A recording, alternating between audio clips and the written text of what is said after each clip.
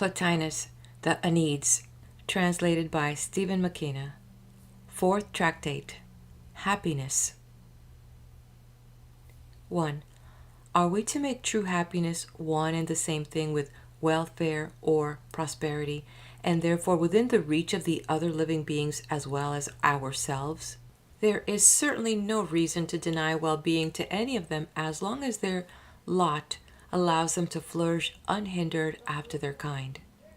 Whether we make welfare consist in pleasant conditions of life or in the accomplishment of some appropriate task, by either account it may fall to them as to us, for certainly they may at once be pleasantly placed and engaged about some function that lies in their nature. Take for an instance such living beings as have the gift of music. Finding themselves well off in other ways, they sing too, as their nature is, and so their day is pleasant to them. And if even we set happiness in some ultimate term pursued by inborn tendency, then on this head too we must allow it to animals from the moment of their attaining this ultimate. The nature in them comes to a halt, having fulfilled its vital course from a beginning to an end. It may be a distasteful notion, this bringing down of happiness so low as to the animal world, making it over, as then we must, even to the vilest of them, and not withholding it even from the plants, living they too and having a life unfolding to a term. But, to begin with, it is surely unsound to deny that good of life to animals only because they do not appear to man to be of great account. And as for plants, we need not necessarily allow to them what we accord to the other forms of life, since they have no feeling. It is true, people might be found to declare prosperity possible to the very plants. They have life, and life may bring good or evil. The plants may thrive or wither, bear or be barren. No, if pleasure be the term, if here be the good of life, it is impossible to deny the good of life to any order of living things. If the term be inner peace, equally impossible. Impossible too if the good of life be to live in accordance with the purpose of nature. 2. Those that deny the happy life to the plants on the ground that they lack sensation are really denying it to all living things. By sensation can be meant only perception of state, and the state of well-being must be a good in itself quite apart from the perception. To be a part of the natural plan is good, whether knowingly or without knowledge. There is good in the appropriate state, even though there be no recognition of its fitness or desirable quality, for it must be in itself desirable. This good exists, then, is present. That in which it is present has well-being without more ado. What need then to ask for sensation into the bargain? Perhaps, however, the theory is that the good of any state consists not in the condition itself, but in the knowledge and perception of it. But at this rate, the good is nothing but the mere sensation, the bare activity of the sentient life. And so it will be possessed by all that feel, no matter what. Perhaps it will be said that two constituents are needed to make up the good, that there must be both feeling and a given state felt. But how can it be maintained that the bringing together of two neutrals can produce the good? They will explain possibly that the state must be a state of good, and that such a condition constitutes well-being on the discernment of that present good. But then they invite the question whether the well-being comes by discerning the presence of the good that is there, or whether there must be further be the double recognition that the state is agreeable and that the agreeable state constitutes the good. If well-being demands this recognition, it depends no longer upon sensation but upon another, a higher faculty, and well-being is vested not in a faculty perceptive of pleasure, but in one competent to discern that pleasure is the good. Then the cause of the well-being is no longer pleasure, but the faculty competent to pronounce as to pleasure's value. Now, a judging entity is nobler than one that merely accepts a state. It is a principle of reason or of intellection. Pleasure is a state. The reasonless can never be closer to the good than reason is. How can reason abdicate and declare nearer to good than itself something lying in a contrary order? No.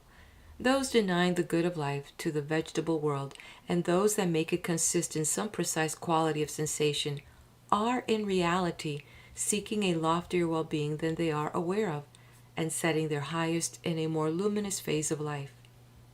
Perhaps, then, those are in the right who found happiness not on the bare living or even on sensitive life, but on the life of reason. But they must tell us why it should be thus restricted and why precisely they make reason an essential to the happiness in a living being. When you insist on reason, is it because reason is resourceful, swift to discern and compass the primal needs of nature? Or would you demand it even though it were powerless in that domain? If you call it in as a provider, then the reasonless, equally with the reasoning, may possess happiness after their kind, as long as, without any thought of theirs, nature supplies their wants. Reason becomes a servant. There's no longer any worth in it for itself, and no worth in that consummation of reason which, we hold, is virtue. If you say that reason is to be cherished for its own sake, and not as supplying these human needs, you must tell us what other services it renders, what is its proper nature, and what makes it the perfect thing it is. For, on this admission, its perfection cannot reside in any such planning and providing. Its perfection will be something quite different, something of quite another class. Reason cannot be itself one of those first needs of nature. It cannot even be a cause of those first needs of nature, or at all belong to that order. It must be nobler than any and all of such things. Otherwise, it is not easy to see how we can be asked to rate it so highly. Until these people light upon some nobler principle than any at which they still halt, they must be left where they are and where they choose to be, never understanding what the good of life is to those that can make it theirs, never knowing to what kind of beings it is accessible. 3. What then is happiness?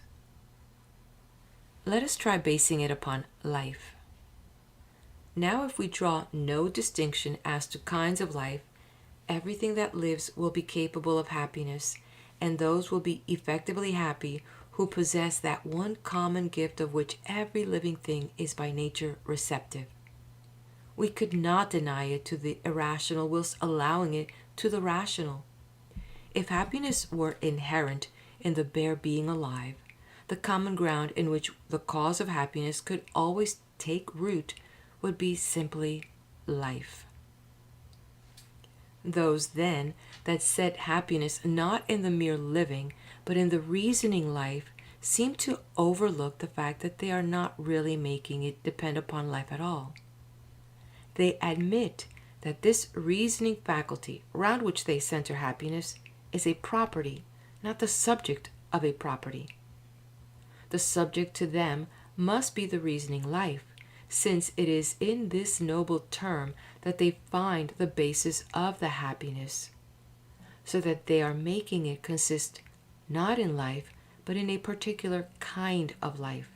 Not, of course, a species formally opposite, but, in our terminology, standing as an earlier to a later in the one kind. Now, in common use, this word life embraces many forms which shade down from primal to secondary and so on, all massed under the common term, life of plant and life of animal, each phase brighter or dimmer than its next. And so it is evidently must be with the good of life. And if thing is ever the image of thing, so every good must always be the image of a higher good. If mere being is insufficient, if happiness demands fullness of life and exists, therefore, where nothing is lacking of all that belongs to the idea of life, then happiness exists only in a being that lives fully. And such a one will possess not merely the good, but the supreme good, if, that is to say, in the realm of existence the supreme good can be no other than the authentically living, no other than life in its greatest plenitude, life in which the good is present as something essential, not as something brought in from without, a life needing no foreign substance called in from a foreign realm to establish it in good. For what could be added to the fullest to make it the best life? If anyone should answer the nature of good, the good as a divine hypostasis, the reply would certainly be near our thought, but we are not seeking the cause, but the main constituent. It has been said more than once that the perfect life and the true life, the essential life, is in the intellectual nature beyond this sphere, and that all other forms of life are incomplete, are phantoms of life, imperfect, not pure, not more truly life than they are its contrary. Here let it be said succinctly that since all living things proceed from the one principle but possess life in different degrees, this principle must be the first life and the most complete.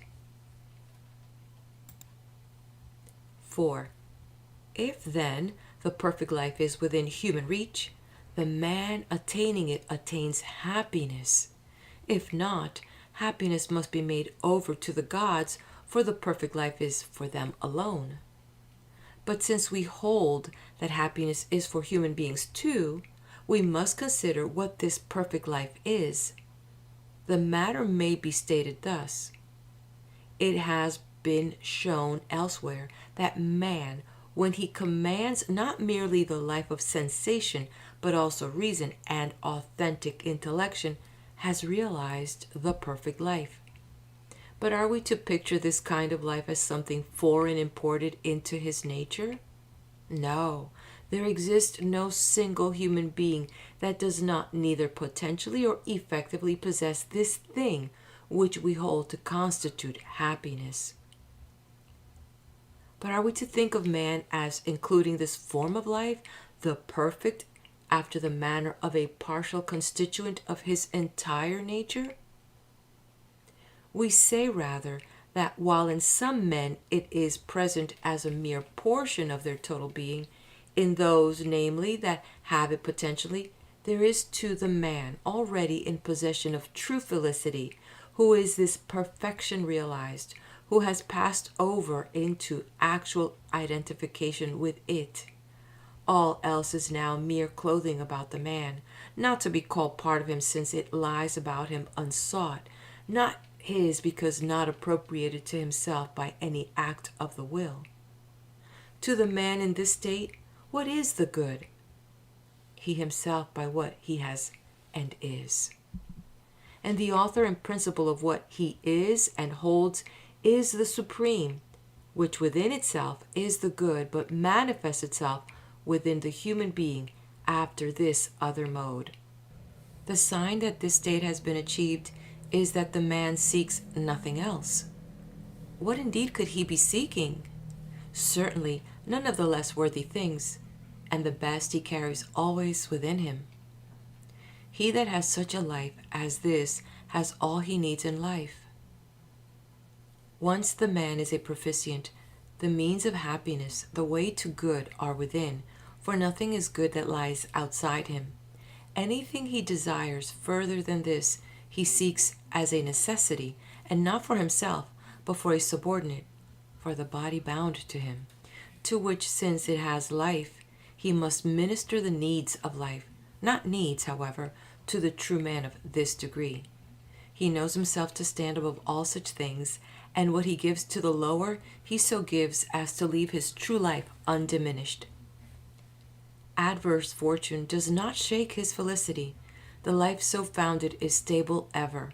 Suppose death strikes at his household or at his friends, he knows what death is. As the victims, If they are among the wise, no two. And if death taking from him his familiars and intimates does bring grief, it is not to him, not to the true man, but to that in him which stands apart from the supreme, to that lower man in whose distress he takes no part. 5. But what of sorrows, illnesses, and all else that inhibits the native activity? What of the suspension of the consciousness which drugs or disease may bring about? Could either welfare or happiness be present under such conditions? And this is to say nothing of misery and disgrace, which will certainly be urged against us, with undoubtedly also those never failing miseries of Priam. The proficient, we shall be told, may bear such afflictions and even take them lightly, but they could never be his choice, and the happy life must be one that would be chosen. The proficient, that is, cannot be thought of as simply a proficient soul, no count being taken of the bodily principle in the total of the being. He will, no doubt, take all bravely, until the body's appeals come up before him, and longings and loathings penetrate through the body to the inner man. And since pleasure must be counted in towards the happy life, how can one that thus knows the misery of ill fortune or pain be happy, however proficient he be?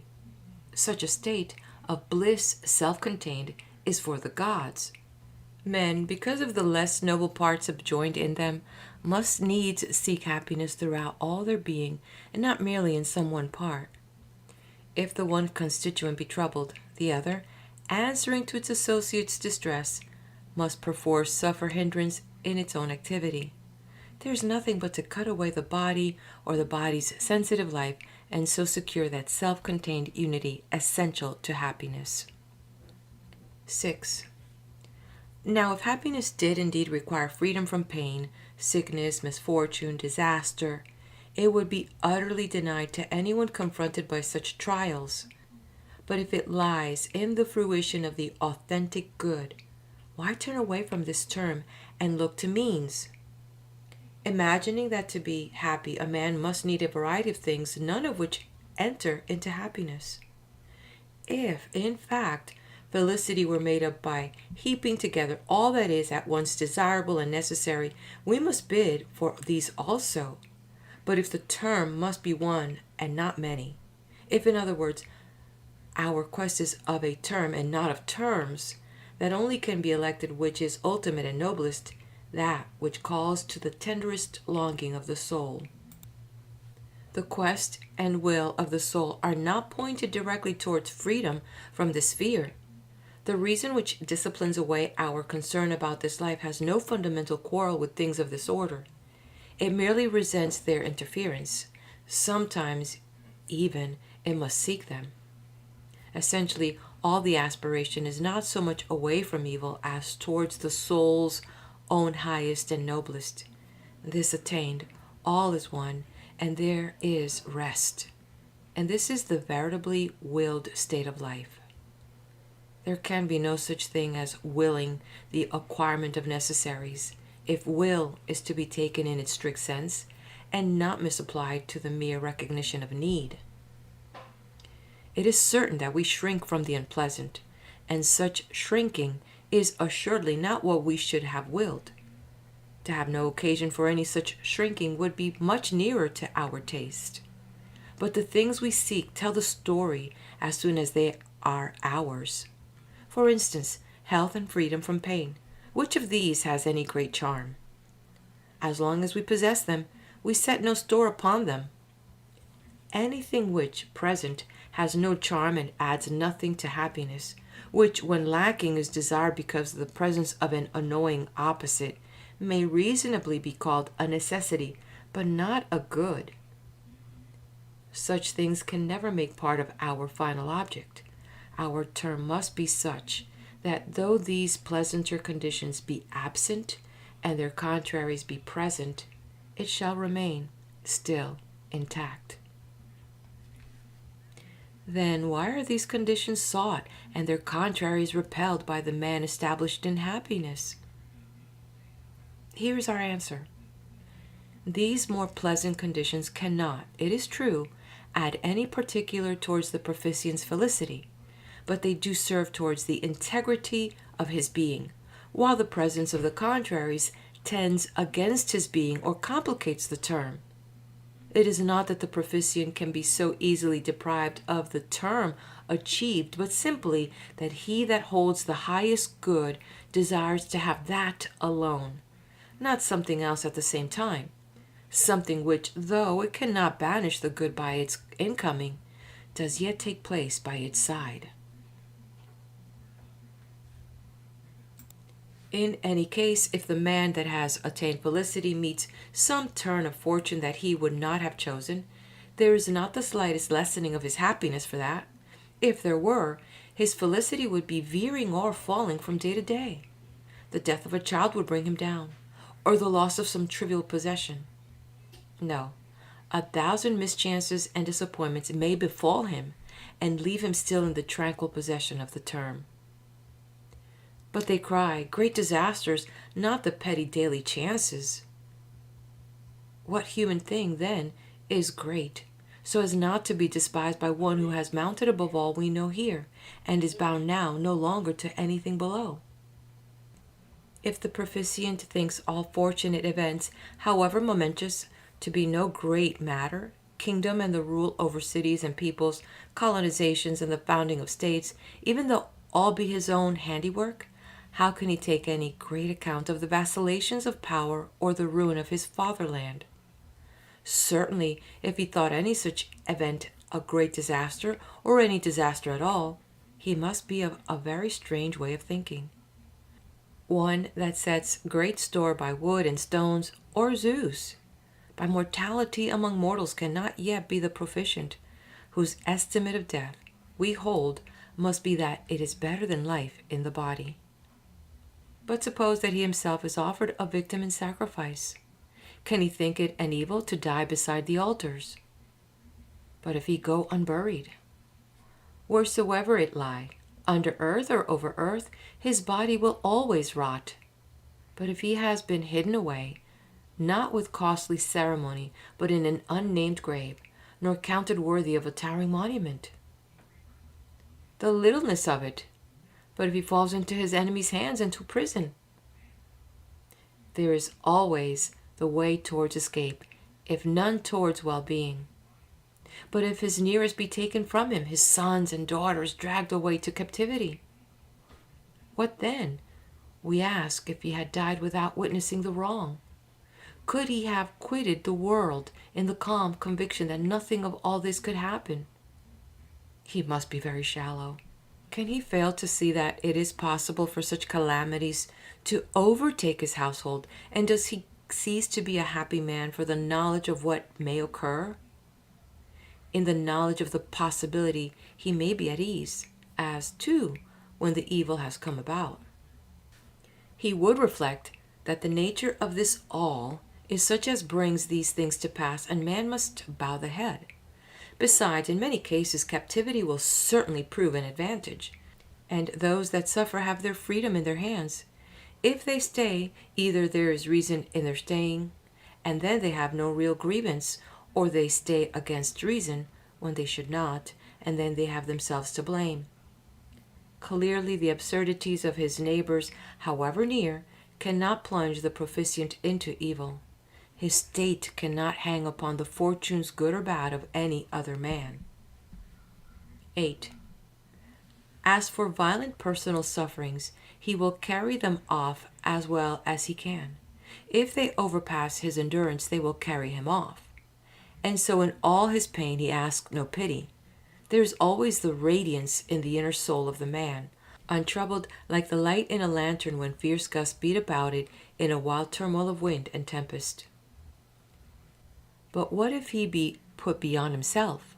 What if pain grows so intense and so torture him that the agony all but kills? Well, when he is put to torture, he will plan what is to be done. He retains his freedom of action. Besides, we must remember that the proficient sees things very differently from the average man. Neither ordinary experiences nor pains and sorrows whether touching himself or others, pierce to the inner hold. To allow them any such passage would be a weakness in our soul.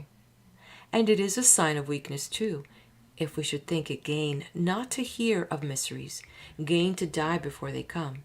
This is not concern for others' welfare, but for our own peace of mind. Here we see our imperfection. We must not indulge it. We must put it from us and cease to tremble over what perhaps may be. Anyone that says that it is in human nature to grieve over misfortune to our household must learn that this is not so with all, and that, precisely, it is virtues used to raise the general level of nature towards the better and finer, above the mass of men. And the finer is to set at naught what terrifies the common mind. We cannot be indolent. This is an arena for the powerful combatant holding his ground against the blows of fortune, and knowing that, sore though they be to some natures, they are little to his, nothing dreadful, nursery terrors. So the proficient would have desired misfortune? It is precisely to meet the undesired when it appears that he has the virtue which gives him, to confront it, his passionless and unshakable soul. 9. But when he is out of himself, reason quenched by sickness or by magic arts? If it be allowed that in this state, resting as it were in a slumber, he remains a proficient, why should he not equally remain happy? No one rules him out of felicity in the hours of sleep. No one counts up that time and so denies that he has been happy all his life. If they say that, failing consciousness, he is no longer the proficient, then they are no longer reasoning about the proficient. But we do suppose a proficient and are inquiring whether, as long as he is the proficient, he is in the state of felicity. Well, a proficient, let him remain, they say. Still having no sensation and not expressing his virtue in act, how can he be happy? But a man unconscious of his health may be none the less healthy. A man may not be aware of his personal attraction, but he remains handsome none the less. If he has no sense of his wisdom, shall he be any the less wise? It may perhaps be urged that sensation and consciousness are essential to wisdom, and that happiness is only wisdom brought to act. Now, this argument might have weight if prudence, wisdom, were something fetched in from outside. But this is not so. Wisdom is, in its essential nature, an authentic existence, or rather, is the authentic existent. And this existent does not perish in one asleep, or, to take the particular case presented to us, in the man out of his mind. The act of this existent is continuous within him, and is a sleepless activity. The proficient, therefore, even unconscious, is still the proficient in act. This activity is screened not from the man entire, but merely from one part of him. We have here a parallel to what happens in the activity of the physical or vegetative life in us, which is not made known by the sensitive faculty to the rest of the man. If our physical life really constituted that we, its act would be our act. But in the fact, this physical life is not the we. The we is the activity of the intellectual principle, so that when the intellective is in act, we are in act. 10. Perhaps the reason this continuous activity remains unperceived is that it has no touch whatever with things of sense. No doubt, action upon material things or action dictated by them must proceed through the sensitive faculty which exists for that use. But why should there not be an immediate activity of the intellectual principle and of the soul that attends it, the soul that antedates sensation or any perception? For if intellection and authentic existence are identical, this earlier than perception must be a thing having act. Let us explain the conditions under which we become conscious of this intellective act. When the intellect is in upward orientation, that lower part of it, which contains or corresponds to the life of the soul, is, so to speak, flung down again and becomes like the reflection resting on the smooth and shining surface of a mirror. In this illustration, when the mirror is in place, the image appears, but though the mirror be absent or out of gear, all that would have acted and produced an image still exists.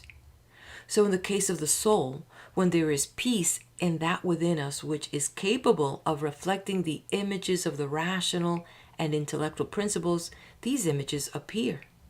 Then, side by side with the primal knowledge of the activity of the rational and the intellectual principles, we have also, as it were, a sense perception of their operation.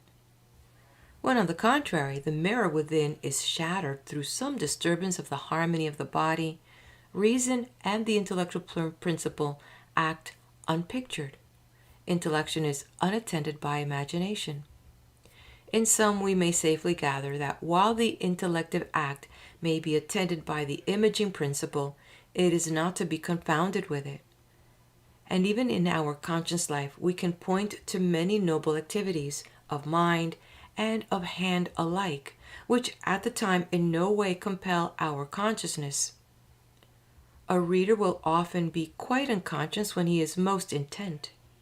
In a feat of courage, there can be no sense either of the brave action or of the fact that all that is done conforms to the rules of courage, and so in cases beyond number. So that it would even seem that consciousness tends to blunt the activities upon which it is exercised, and that in the degree in which these pass unobserved, they are purer and have more effect, more vitality, and that, consequently, the proficient arrived at this state has the truer fullness of life, life not spilled out in sensation, but gathered closely within itself. 11. We shall perhaps be told that in such a state the man is no longer alive. We answer that these people show themselves equally unable to understand his inner life and his happiness. If this does not satisfy them, we must ask them to keep in mind a living proficient and, under these terms, to inquire whether the man is in happiness. They must not whittle away his life and then ask whether he has the happy life. They must not take away the man and then look for the happiness of a man. Once they allow that the proficient lives within, they must not seek him among the outer activities, still less look to the outer world for the object of his desires. To consider the outer world to be a field to his desire, to fancy the proficient desiring any good external, would be to deny substantial existence to happiness. For the proficient would like to see all men prosperous and no evil befalling anyone, but though it prove otherwise, he is still content. If it be admitted that such a desire would be against reason, since evil cannot cease to be, there is no escape from agreeing with us that the proficient's will is set always and only inward. 12. The pleasure demanded for the proficient's life cannot be in the enjoyments of the licentious or in any gratifications of the body. There is no place for these, and they stifle happiness, nor in any violent emotions. What could so move the proficient? It can be only such pleasure as there must be where good is, pleasure that does not rise from movement and is not a thing of process, for all that is good is immediately present to the proficient, and the proficient is present to himself. His pleasure, his contentment stands immovable. Thus, he is ever cheerful, the order of his life ever untroubled, his state is fixedly happy, and nothing whatever of all that is known as evil can set it awry, given only that he is and remains a proficient. If anyone seeks for some other kind of pleasure in the life of the proficient, it is not the life of the proficient he is looking for. 13. The characteristic activities are not hindered by outer events, but merely adapt themselves, remaining always fine, and perhaps all the finer for dealing with the actual. When he has to handle particular cases and things, he may not be able to put his vision into act without searching and thinking. But the one greatest principle is ever present to him, like a part of his being. Most of all present, should he be even a victim in the much talked of bulla Phalaris. No doubt, despite all that has been said, it is idle to pretend that this is an agreeable lodging. But what cries in the bull is the thing that feels the torture. In the proficient there is something else as well, the self-gathered which, as long as it holds itself by main force within itself, can never be robbed of the vision of the all-good. 14. For man, and especially the proficient, is not the couplement of the soul and body. The proof is that man can be disengaged from the body and disdain its nominal goods. It would be absurd to think that happiness begins and ends with the living body. Happiness is the possession of the good of life. It is centered, therefore, in the soul, is an act of the soul, and not of all the soul at that. For it certainly is not characteristic of the vegetative soul, the soul of growth. That would at once connect it with the body. A powerful frame, a healthy constitution, even a happy balance of temperament, these surely do not make felicity. In the excess of these advantages there is even the danger that the man be crushed down and forced more and more within their power. There must be a sort of counter-pressure in the other direction, towards the noblest. The body must be lessened, reduced, that the veritable man may show forth the man behind the appearances. Let the earthbound man be handsome and powerful and rich, and so apt to this world that he may rule the entire human race. Still there be no envying him, the fool of such lures. Perhaps such splendors could not, from the beginning even, have gathered to the proficient. But if it should happen so, he of his own action will lower his state, if he has any care for his true life. The tyranny of the body he will work down or wear away by inattention to its claims. The rulership he will lay aside. While he will safeguard his bodily health, he will not wish to be wholly untried in sickness, still less never to feel pain. If such troubles should not come to him of themselves, he will wish to know them during youth at least. In old age, it is true, he will desire neither pains nor pleasures to hamper him. He will desire nothing of this world, pleasant or painful. His one desire will be to know nothing of the body. If he should meet with pain, he will pit against it the powers he holds to meet it. But pleasure and health and ease of life will not mean any increase of happiness to him, nor will their contraries destroy or lessen it. When in the one subject the positive can add nothing, how can the negative take away? 15. But suppose two wise men, one of them possessing all that is supposed to be naturally welcome, while the other meets only with the very reverse. Do we assert that they have an equal happiness? We do, if they are equally wise. What though the one be favored in body and in all else that does not help towards wisdom, still less towards virtue, towards the vision of the noblest, towards being the highest? What does all that amount to?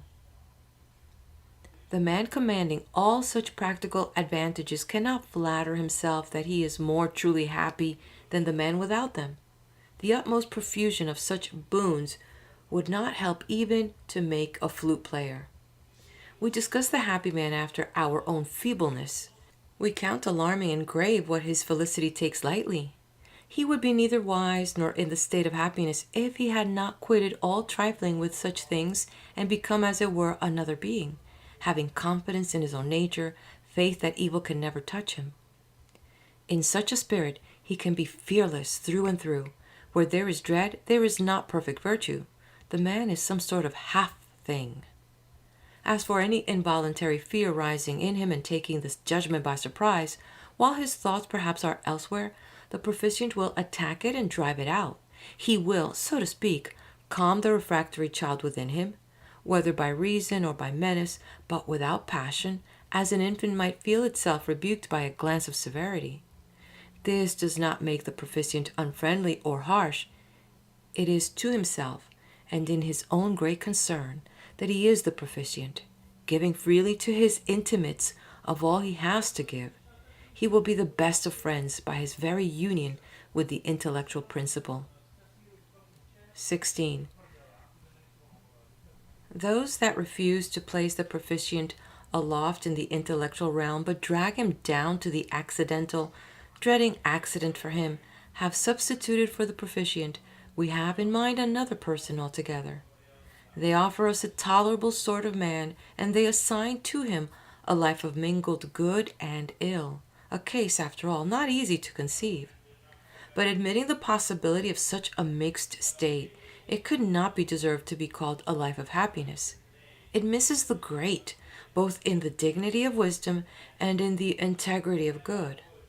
The life of true happiness is not a thing of mixture, and Plato rightly taught that he who is to be wise and to possess happiness draws his good from the supreme, fixing his gaze on that, becoming like to that, living by that. He can care for no other term than that.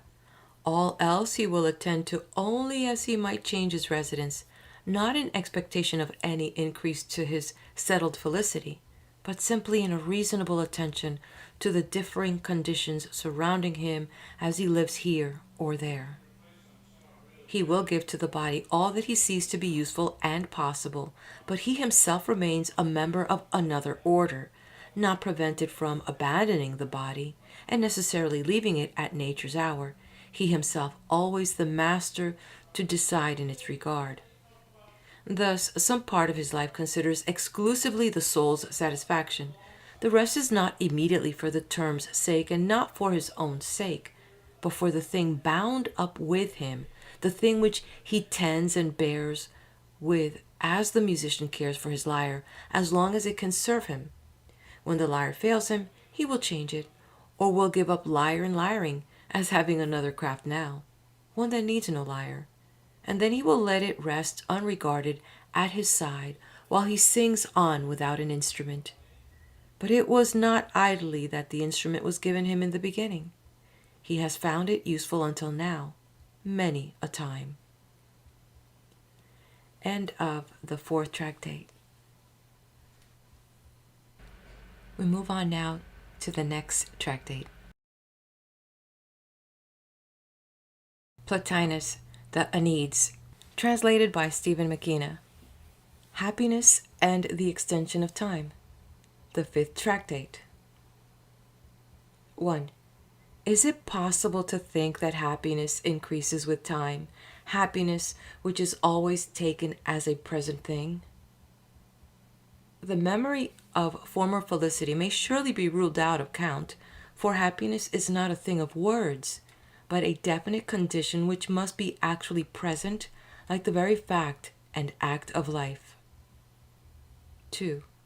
It may be objected that our will towards living and towards expressive activity is constant, and that each attainment of such expression is an increase in happiness. But in the first place, by this reckoning, every tomorrow's well-being will be greater than today's, every later installment successively larger than an earlier. At once time supplants moral excellence as the measure of felicity. Then again, the gods today must be happier than of old, and their bliss, too, is not perfect, will never be perfect.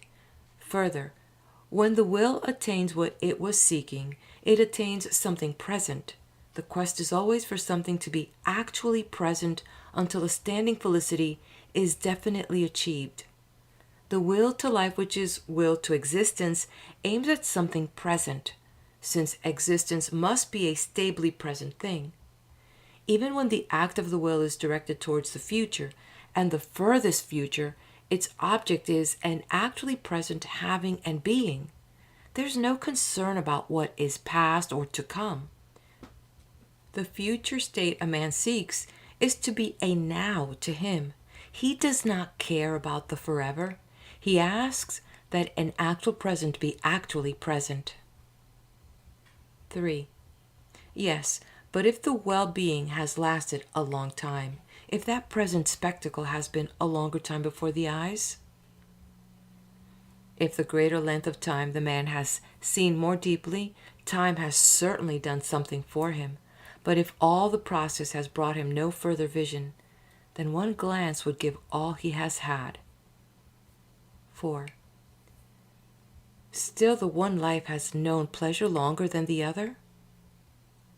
But pleasure cannot be fairly reckoned in with happiness, unless indeed by pleasure is meant the unhindered act of the true man, in which case this pleasure is simply our happiness, and even pleasure, though it exists continuously, has never anything but the present.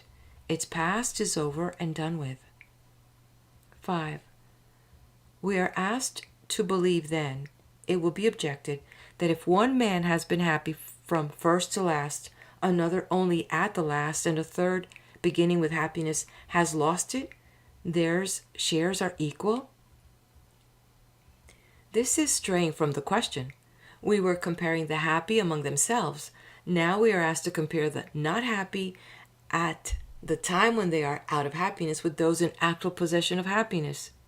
If these last are better off, they are so as men in possession of happiness against men without it, and their advantage is always by something in the present.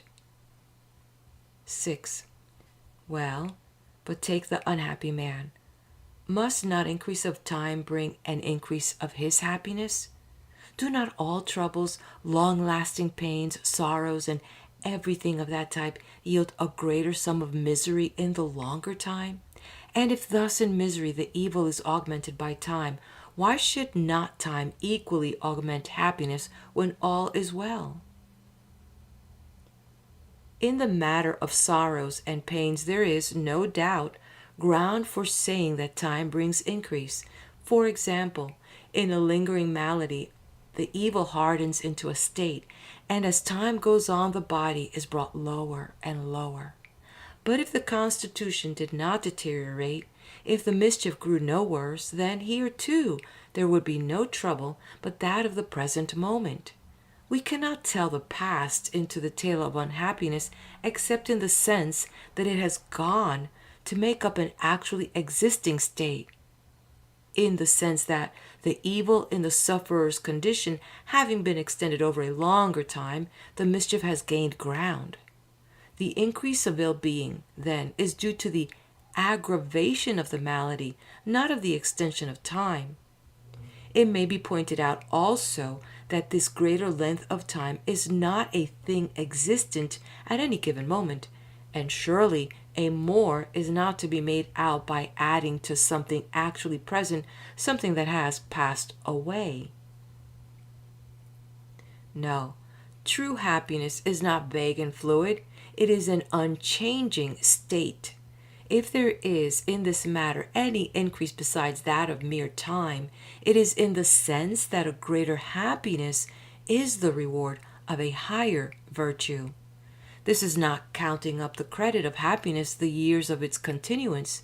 It is simply noting the high water mark once for all attained. 7. But if we are to consider only the present and may not call in the past to make the total, why do we not reckon so in the case of time itself, where, in fact, we do not hesitate to add the past to the present and call the total greater?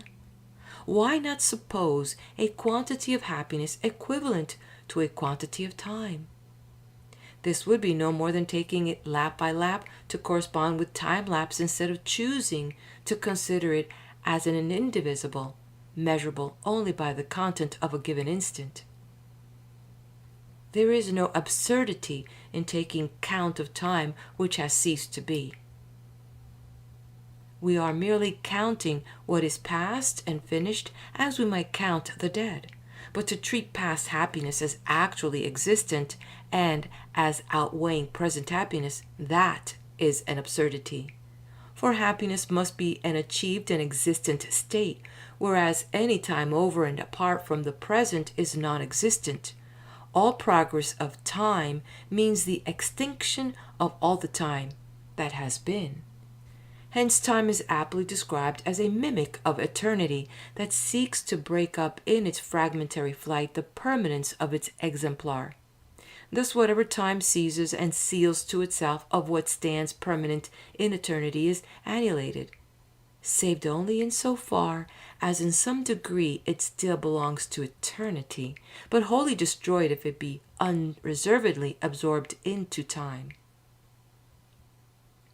If happiness demands the possession of the good of life, it clearly has to do with the life of authentic existence, for that life is the best. Now, the life of authentic existence is measurable not by time, but by eternity.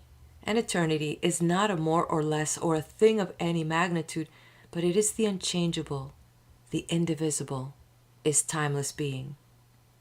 We must not muddle together being and non-being, time and eternity, not even everlasting time with the eternal. We cannot make laps and stages of an absolute unity. All must be taken together, wheresoever and howsoever we handle it, and it must be taken at that, not even as an undivided block of time, but as the life of eternity, a stretch, not made up of periods, but completely rounded outside of all notion of time. 8. It may be urged that the actual presence of past experiences kept present by memory gives the advantage to the man of the longer felicity. But memory of what sort of experiences? Memory either of formerly attained wisdom and virtue, in which case we have a better man and the argument from memory is given up, or memory of past pleasures, as if the man that has arrived at felicity must roam far and wide in search of gratifications and is not contented by the bliss actually within him. And what is there pleasant in the memory of pleasure? What is it to recall yesterday's excellent dinner? Still more ridiculous, one of 10 years ago. So too of last year's morality. 9. But is there not something to be said for the memory of the various forms of beauty? That is the resource of a man whose life is without beauty in the present, so that, for lack of it now, he grasps at the memory of what has been. 10. But it may be said, length of time produces an abundance of good actions missed by the man whose attainment of the happy state is recent, if indeed we can think at all of a state of happiness where good actions have been few. Now, to make multiplicity, whether in time or in action, essential to happiness is to put it together by combining non-existence represented by the past with some one thing that actually is. This consideration it was that led us at the very beginning to place happiness in the actually existent, and on that basis to launch our inquiry as to whether the higher degree was determined by the longer time. It might be thought that the happiness of a longer date must surpass the shorter by virtue of the greater number of acts it included. But to begin with, men quite outside of the active life may attain the state of felicity, and not in a less but in a greater degree than men of affairs. Secondly, the good does not derive from the act itself, but from the inner disposition which prompts the noble conduct. The wise and good man, in his very action, harvests the good not by what he does, but by what he is. A wicked man, no less than a proficient, may save the country, and the good of the act is for all alike, no matter whose was the saving hand. The contentment of the proficient does not hang upon such actions and events. It is his own inner habit that creates at once his felicity and whatever pleasure may accompany it. To put happiness in actions is to put it in things that are outside virtue and outside the soul. For the soul's expression is not in action, but in wisdom, in a contemplative operation within itself, and this alone, is happiness. End of the 5th tractate. Meet me at the next video as we continue with the reading of the Enneads by Plotinus. And this whole collection was put together by his student Porphyry. In this book, there's an introduction which I did share. You can find it in my playlist. It's by Paul Henry, and it's the introduction to the book titled Plotinus' Place in the History of Thought. And that introduction was lengthy, so I kind of gave it its own video. If you haven't done so yet, please do hit the like button. If you know anybody in your family or friends that love philosophy, share it with them. And subscribe to the channel so you'll get notified when I upload the next video.